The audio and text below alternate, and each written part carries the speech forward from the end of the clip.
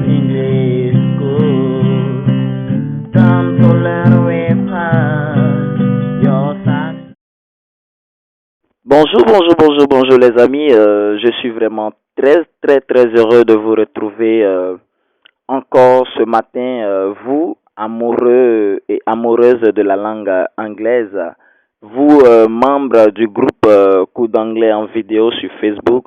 Merci pour votre présence. Merci, voilà, d'être toujours là, voilà, auprès de nous. Aujourd'hui, il y a tellement de surprises. Voilà, nous aurons à étudier aujourd'hui l'expression Sam et Annie. Ok, nous allons voir la différence. À quel moment utiliser Sam, à quel moment utiliser Annie.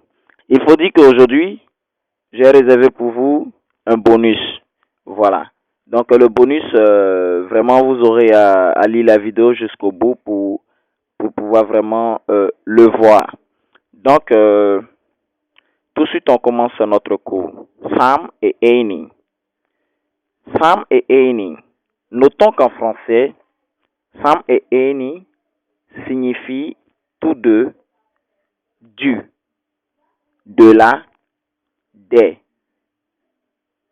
au sens de, un peu de, quelques, ok, ou bien quelques-uns, ou bien un peu, ok.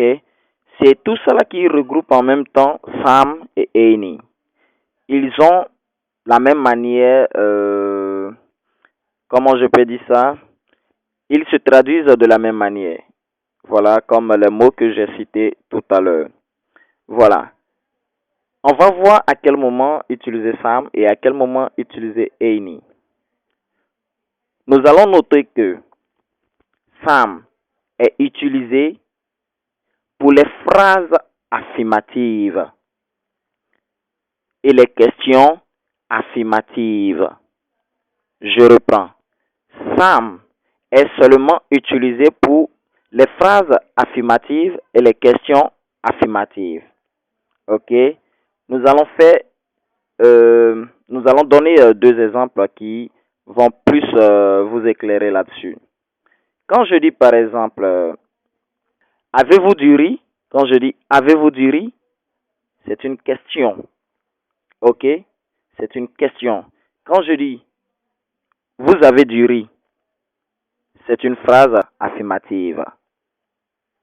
Quand je dis vous avez du riz, l'accent change et ça devient une question affirmative.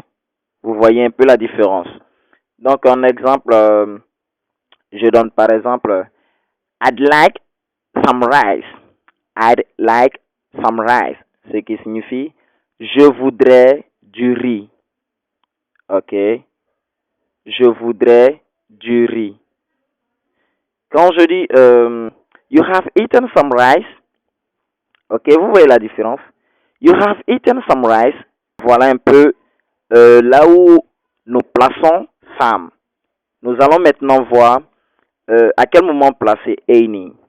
Notons que Annie est plutôt utilisé pour des questions. Ok?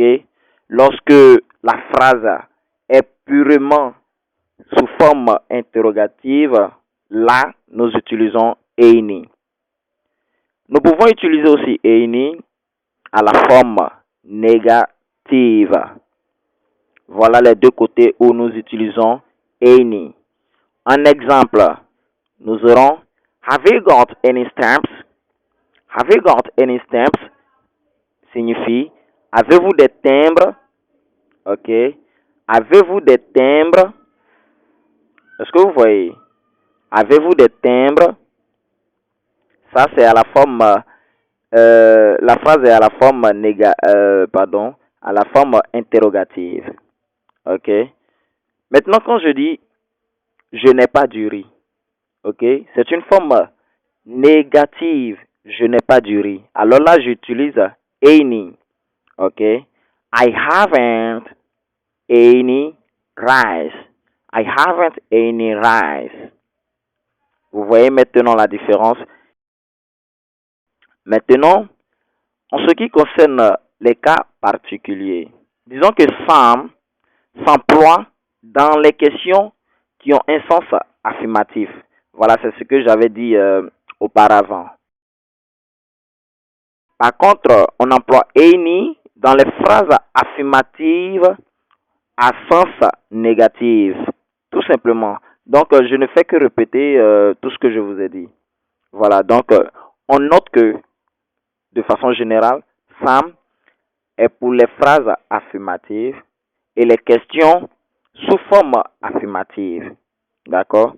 Et any est utilisé pour les phrases purement interrogatives et les phrases négatives.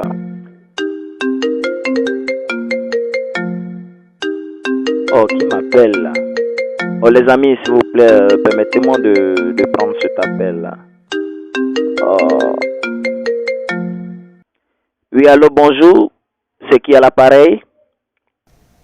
Bonjour Mister Coffee, j'adore ce que tu fais et depuis quelque temps, j'avoue que je suis amoureuse de toi, je t'aime et je veux que nous nous rencontrions. Je m'appelle Marie, je suis française et titulaire d'une licence en sciences humaines sans enfant et j'ai 30 ans. Je ne peux pas vivre sans toi car tu es le soleil de ma nuit et la lune de ma journée. Je veux être la mère de tes enfants et la reine de ton royaume. Alors j'ai tout avoué, j'attends ta réponse bébé. Êtes-vous sûr qu'il s'agit bien de moi? Oui, je suis sûre, car j'ai longuement réfléchi. Dieu merci. Comme tu es française là, je t'aime aussi. Car grâce à toi, j'aurai le CB. Mais dis, tu habites quelle ville de la France? Oh pardon, j'oubliais, je ne vis pas en France mais plutôt en Ukraine, et puis c'est quoi le Québec? Quoi? Je ne mets pas mes pieds là-bas. Mais vous êtes malade ou quoi? Vous savez très bien ce qui se passe là-bas et vous voulez m'envoyer là-bas. Ça ne va pas chez vous. Moi, je ne suis pas content.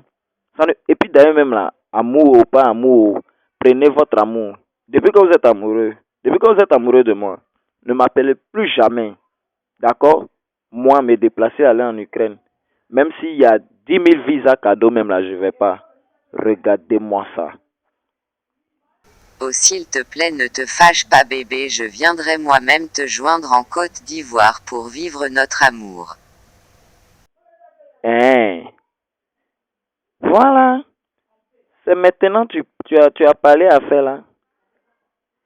Ok. Donc, fais-moi signe quand tu viendras. Hein? Oh. Sinon, moi, mais je t'aime. Oh. Je t'aime. Dès que j'ai vu ton appel, j'ai vu ta photo nette là. Non, je dis, celle-là, c'est en tout cas la femme de ma vie. D'accord, j'ai compris mon amour. Bisous. Je t'aime. Oh, moi aussi, je t'aime. Ouais. Ah, les amis, désolé, hein, désolé, je devrais vraiment prendre cet appel. Oh mon Dieu! Donc on était en direct, vous avez tout entendu. Aïe.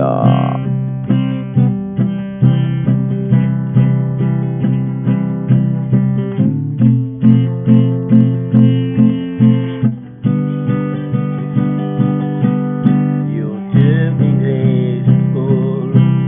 YouTube English School. Time to learn with us. YouTube English School. YouTube English School. Time to learn with us.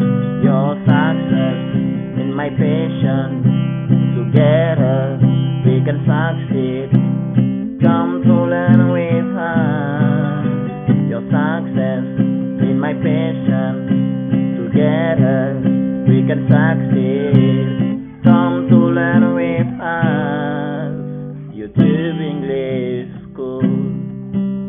YouTube English School.